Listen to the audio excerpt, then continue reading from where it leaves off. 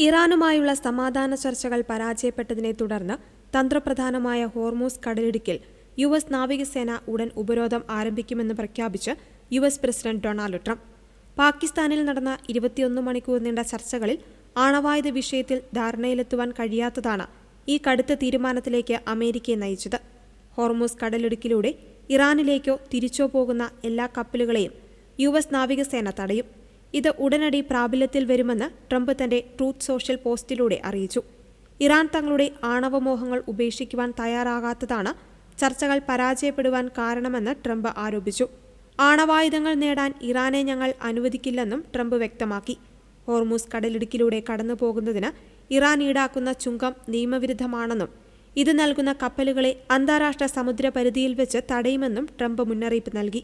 ഇറാന്റെ തുറമുഖങ്ങളിലേക്കും അവിടെ നിന്നുമുള്ളതുമായ കപ്പലുകളെ മാത്രമേ ഉപരോധിക്കൂവെന്നും മറ്റു രാജ്യങ്ങളുടെ ചരക്ക് നീക്കത്തെ ബാധിക്കില്ലെന്നും യുഎസ് സെൻട്രൽ കമാൻഡ് പിന്നീട് വിശദീകരിച്ചു.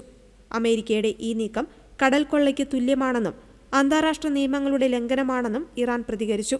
യുഎസ് നീക്കത്തിനെതിരെ ശക്തമായി തിരിച്ചടിക്കുമെന്നും ഇറാന്റെ റവല്യൂഷണറി ഗാർഡ് മുന്നറിയിപ്പ് നൽകി.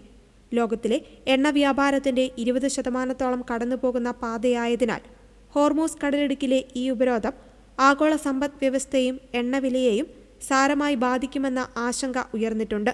ഇന്ത്യ ഉൾപ്പെടെയുള്ള രാജ്യങ്ങളുടെ ഊർജ്ജ ഇറക്കുമതിയെയും ഈ സാഹചര്യം ബാധിച്ചേക്കാമെന്ന റിപ്പോർട്ടുകളും പുറത്തുവരുന്നുണ്ട്.